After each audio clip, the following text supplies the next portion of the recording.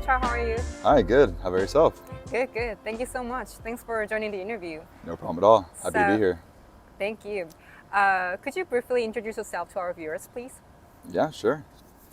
So my name is Richard Malone. I'm the head of business at Obol Labs. I have been in the crypto industry for about 6 years now, working in multiple different facets, mostly in the VC world and investment banking world, but joined Obol about a little bit over a year ago to lead business development, partnerships, etc. We would like to know what was the first coin that you bought, and when and why did you buy it? Yeah, so the first coin that I bought was actually Ether. I bought it in the beginning of 2017. And I bought it because at first I didn't really actually believe that much in like cryptocurrencies. I liked blockchain, but was one of those like, yeah, blockchain, not crypto guys for a while. But then I was at Draper University, and across the street from Draper University, there was an accelerator program called Boost VC. And at Boost VC, there were a lot of crypto companies, as well as blanking on the name of the other technology field that was based in that accelerator, but made a good friend that was very bullish on the idea of building decentralized applications. Bitcoin was kind of this like very single use case asset. But for me, the idea of using Ethereum as a means of building decentralized applications on top of it made a lot of sense to me as an angel investor and someone that was building a startup at the time as well. So it seemed like it had more utility, and given the fact that there weren't a whole lot of coins back then, it was really Bitcoin or Ether. So Ether just kind of spoke to me a little bit more. So yeah. Ethereum. Yeah. Yeah. Thank you. I'm wondering what was the motivation behind the creation of Obol, and what problem is Obol trying to solve? Yeah, absolutely. So the idea of DVT actually started from Dankrad Feist. Dankrad Feist is the lead researcher behind 4844, also called dank sharding, which is essentially one of the important Ethereum upgrades that enables greater scalability. So Dankrad Feist came up with the idea for distributed validators as a means of actually just being able to create more distributed operations of a validator. It was cool in theory. However, there was no real reason for the ecosystem to actually adopt DVT until there was a slashing event immediately after Genesis. So immediately after proof of stake Ethereum launched, like the beacon chain, there was actually a slashing event. I forget which company was associated with the slashing event, but it became very clear that there needed to be more robustness around protection of slashing as a means of keeping more resiliency of the Ethereum consensus layer. So as soon as that slashing event happened, people realized that slashing was going to be a problem for Ethereum. And DVT just seemed like a very obvious application as a means of mitigating slashing risk.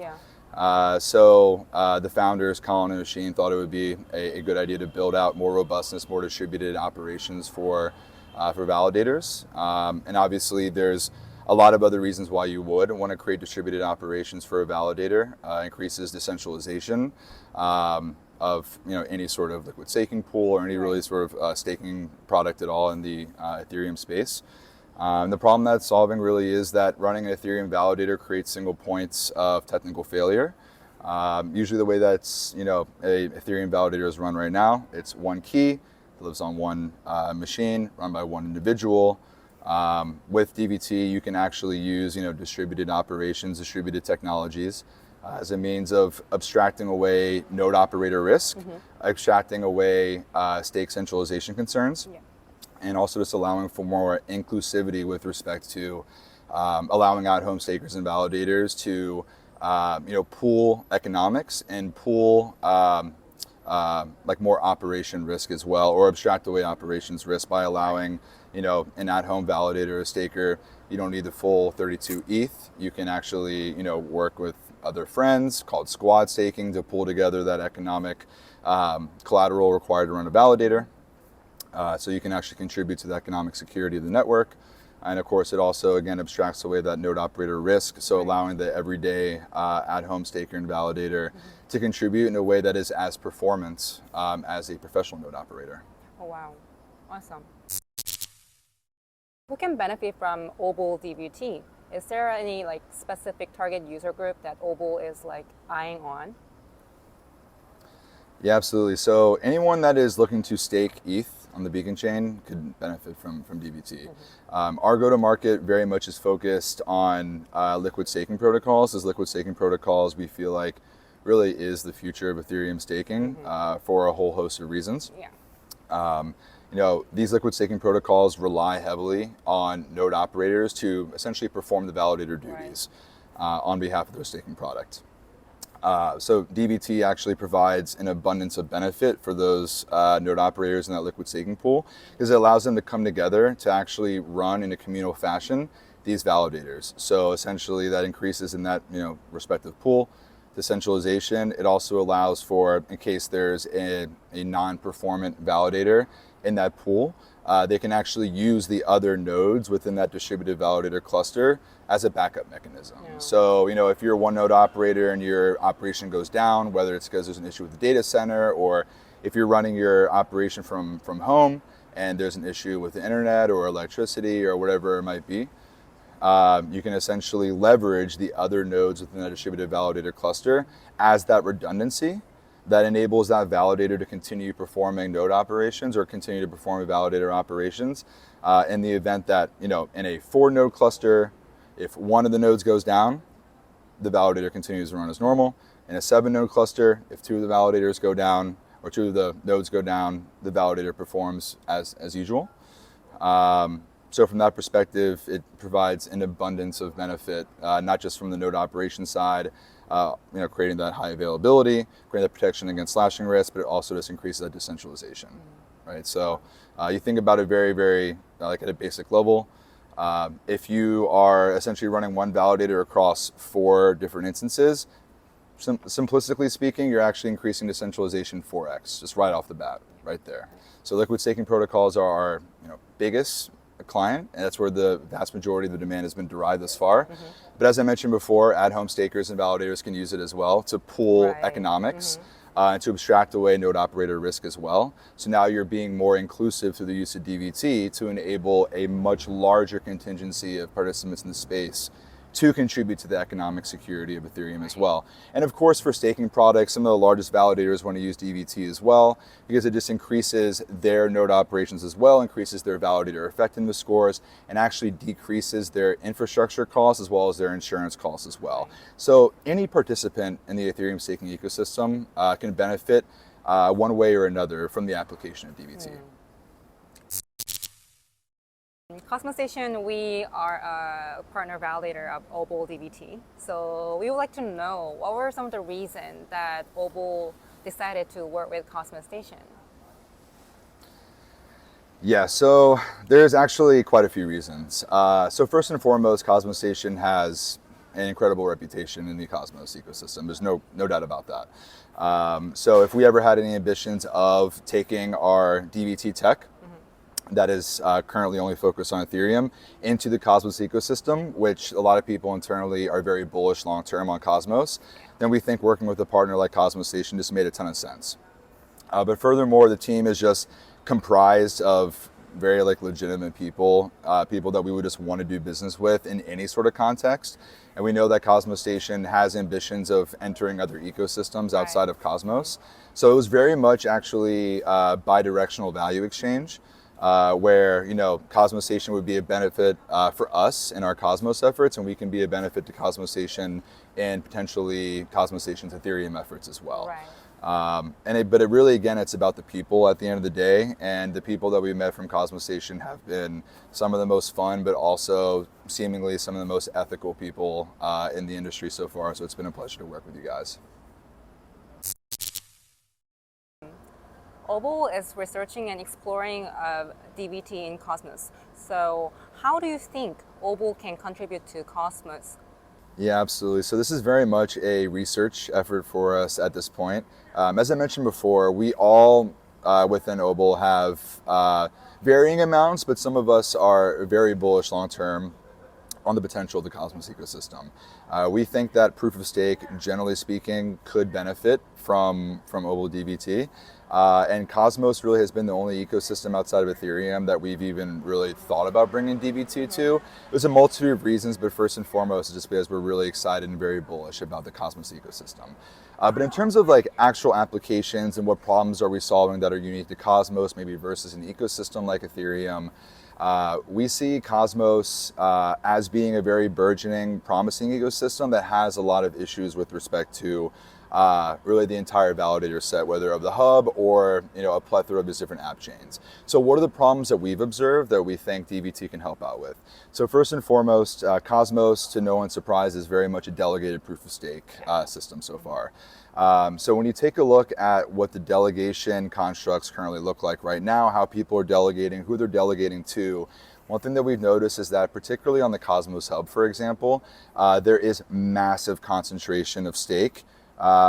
In terms of like the first biggest validator to maybe the 10th or 15th biggest validator out of the validator set, I forget, it's somewhere between like 150 to 200 validators for the Cosmos Hub. The first number 1 to 10 in terms of largest amount of stake control massive amounts of not just the actual stake itself, but also the voting power. As everybody knows, Cosmos is very much a governance-focused ecosystem. Validators are very participatory in governance and proposals, etc. So there's a lot of centralization risk associated with only having anywhere between 7 and 15 validators that control a disproportionate amount of the stake, particularly on the Cosmos Hub. So we think that DVT can be a decentralizing force for validator sets within the Cosmos Hub specifically. But I think it's important, so there's like the Cosmos Hub use case, and there's also for app chains. So just to finish up the Cosmos Hub application, obviously ICS, replicated security, these things are going to create a little bit more robustness and actual use cases for the Cosmos Hub. We think that 150 validators is just simply insufficient. In Ethereum, we have tens of thousands of different groups and at-home stakers that are contributing to the economic security. We look at the way that Cosmos is formed right now, and sorry if this is maybe a little bit controversial from the eyes of like a Cosmos person, but we don't think that's necessarily the right way to go about actually maintaining a distributed, decentralized ecosystem by only having a few groups control a lot of stake. So in the context of the Cosmos Hub, we think that this simple application of DVT can create a scenario whereby all these 150 validators can instantly increase 4x the amount of contributors to the economic security of the Cosmos Hub, which then also in the context of ICS and replicated security, then contributes to the security of a lot of the different app chains that are leveraging the Cosmos Hub for security. But furthermore, as everyone that is a validator in the Cosmos ecosystem knows, delegation is the name of the game. So how, when you're not a top 15 or 20 validator, how can you compete for delegation against some of the biggest players in the space? And I would consider Cosmostation one of the biggest players in the space as well, for sure. So how do you actually increase competition to enable greater distribution of stake across a wider variety of the node operator set? And we think that the long tail of validators that don't have much stake at all can actually benefit from DVT by pooling resources, pulling economics, and pulling reputation together by using DVT in order to create more competitive offerings against the largest validators on the Cosmos Hub currently. So you're increasing decentralization, and you're also allowing groups that don't have much delegation to team up and actually compete and have more compelling offerings for people that are looking to delegate their Atom tokens to a validator on the Cosmos Hub. But when you take a look at the actual use case for an app chain itself, app chains are very interesting because sometimes they only want to have 25, maybe 50 validators that are running their chain at this point. That's not really a whole lot of validators, right? So you can use DVT for two means. One, you can use DVT to keep your validator set the exact same size, but just within that validator set, create that fault tolerance, create that decentralized consensus building that makes that 50 validator set more robust, Or you can use DVT to say, hey, you know what, we can onboard actually 3x more validators just like that using DVT, because the app chain then mandates their validator set, hey, you know, we're going to be using DVT. We want to create this more, you know, robust security sentiment and construct within our validator set. But instead of just doing it within their existing 50 validator set, they can actually go and onboard, again, like 3 more right off the bat, or 3x more right off the bat. So again, it's either a way to keep your current validator set more robust, or it's a way to begin to onboard in a much more seamless fashion, a much more economically viable fashion, a lot more validators, the longer tail of validators that participate in the Cosmos ecosystem and its commensurate app chains. Yeah, that makes so much sense. So what is Obol V2, a distributed validator protocol? So how is it different from the current form of Obol? Yeah, great question. So Obol V2 is essentially just the next evolution of what it is that we already are building at Obol. So to kind of paint the picture of how V2 is different from V1, I'll talk about V1 for a little bit. So V1 is a middleware. So what we built is essentially a middleware client that slots right in between the validator client and the consensus client for any sort of Ethereum validator or infrastructure setup. Right. So it's very much just optimizing for the use case of, let's build distributed operations of a validator set right now using a middleware. It's a tangential kind of parallel software that any validator can just use immediately. They don't have to change out any of their existing operation.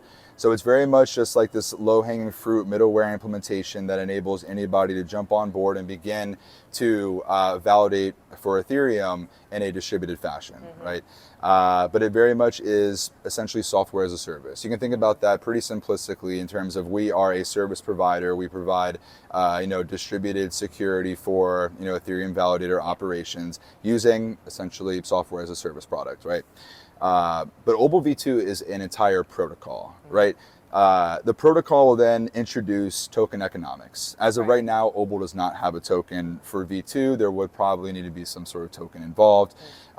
This token would essentially be the underpinning of crypto economic models that either incentivize or disincentivize good behavior within a distributed validator cluster. So what I mean by incentivize or disincentivize, within a distributed validator cluster today, let's just say in a 4-node cluster, for example, you essentially, there's no way to incentivize good behavior or good performance for each of those nodes within a distributed validator cluster.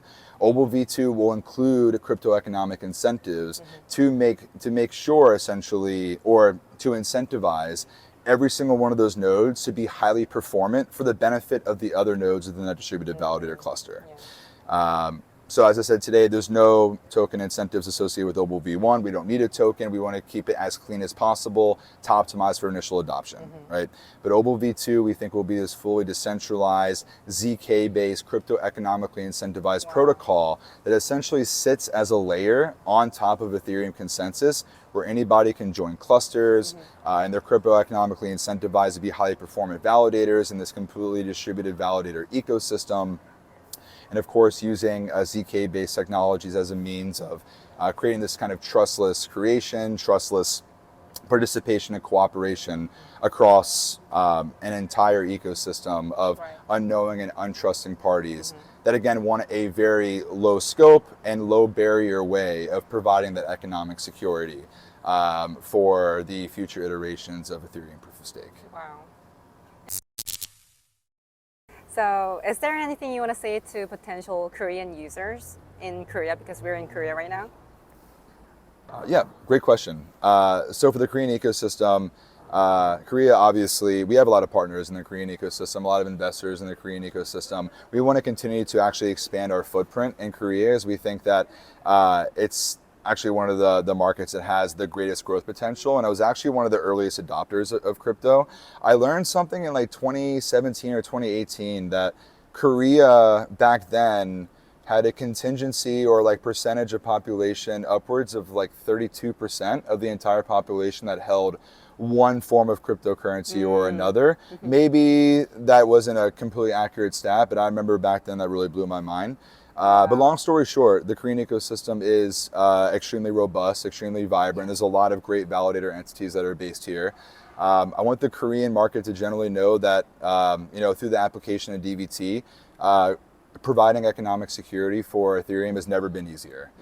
So for people that want to, learn about different protocols and different technologies, that's great. But you can actually now do a lot more through the application of DVT. You can begin to contribute to the security of Ethereum, hopefully in the future the Cosmos ecosystem as well, through something like DVT. So, we would love for it to be no longer something where, the Korean ecosystem, builds cool things or, contributes in other means. You can now actually contribute to the economic security of Ethereum using something like DVT. So we think it actually will allow for more economic participation for Ethereum. And we think that Korea is a great market to facilitate that.